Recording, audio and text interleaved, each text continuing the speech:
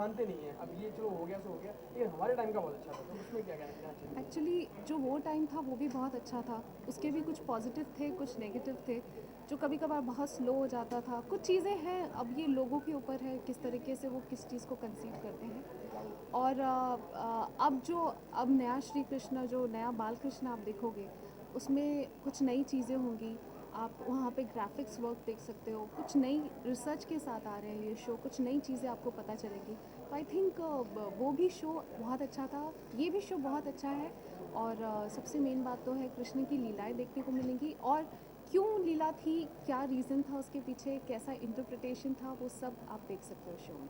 जैसा आपने बताया कि आपने बहुत गूगल किया, लोगों से आपने पूछा है, एंटिसिपेट किया, तो आपने कहीं ना कहीं अपनी मदर का भी एक आइडिया लिया हो। जब आप छोटी थी तो आपकी मम आपसे कैसे बिहेव करती थी, कितना डांटती थी, मारती थी, कितना प्यार करती थी, कुछ आपने वहाँ से कुछ? आपने ये बहुत सही सवाल पूछा। सबसे पहले जब यशोदा का कैरेक्टर मुझे ऑफ़र किया गया, जब सिद्धार्थ तिवारी सर ने जब ये शो ऑफ़र किया, तो सबसे पहले यशोदा जो माँ थी कृष्णा की, सबसे पहली याद मुझे मेरी माँ की आई, क्योंकि जिस तरीके से वो मुझे रखती थी, प्यार करती थी, सजाती थी, ठीक उसी तरह यशोदा जी कृष्णा को हमेशा सजा के रखती थी, संवारती थी। अगर कुछ गलत करते थे तो पनिश भी करती थी, परेशान होकर पनिश भी करती थी, लेकिन दिल से कभी पनिश नहीं कर पाती। वो एक माँ की असलियत है, वो दिल से कभी भी अपने बच्चे को पनिश नहीं कर पाती। सर आपसे जानना चाहेंगे, अगर अगर आप एक छोटे बच्चे होते तो आप कितना कितना दिल होता है, जैसे आप क्योंकि टर्न्स कर रहे हैं और बच्चों को आप ट्यूशन प्ले करते देखते हैं, तो कहीं ना कहीं आपको भी लगता होगा कि हमारे टाइम इस मामा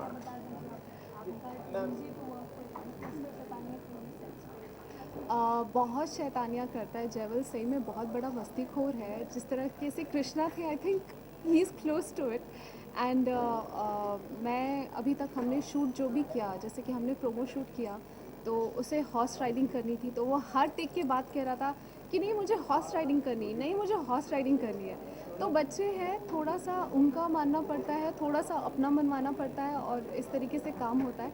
खैर मेरा रिलेशन जयवल के साथ बहुत प्यारा है, वो सारे सेट पे सबके सामने मुझे मैया कहता है, और मुझे बहुत क्यूट लगता है। शूट के बाद आप ये जो आपने धारण किया हुआ है यशोदा मैया का जो कैरेक्टर दिया हुआ है, ये घर पे भी ले जाती थी, आप घर पे भी बिहेव करती थी यशोदा मैया के साथ, मतलब कि जैसे? एक्चुअली अगर आप कैरेक्टर में घुसे तो डेफिनेटली आई थिंक वो स्टेज भी आ जाएगा।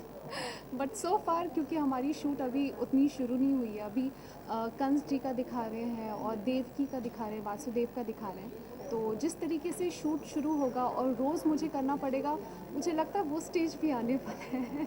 क्योंकि इतनी कृष्णा टेलीकास्ट हो चुके हैं, आपकी अपनी आइडल कौन सी रही जो, अगर सारी जितनी यशोदा मैया की बात की है, तो एक वो वाली थी, वो बहुत क्लोज थी यशोदा मैया की, तो कौन है आपकी आइडल जो आप हमें रिवाइव कराना चाहें, रिकॉल कराना चाहें कि वो आप जिन्हें समझती हैं? मैं बहुत छोटी थी तब से श्री कृष्णा देखती थी।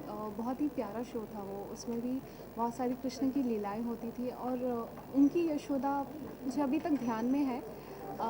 तो यशोदा का नाम ले तो कहीं ना कहीं उनका एक इमेज मेरी आंखों के सामने ज़रूर आता है। होली का त्यौहार आने वाला है, वृंदावन की होली सबसे ज़्यादा फेमस है, तो आप दोनों से जानना चाहेंगे, आपसे भी वही सवाल पूछना चाहूँगा, आप किस तरह से सेलिब्रेट करना पसंद करते हैं होली? कोई बचपन की यादें हैं जो शेयर करना चाहें होली को लेकर?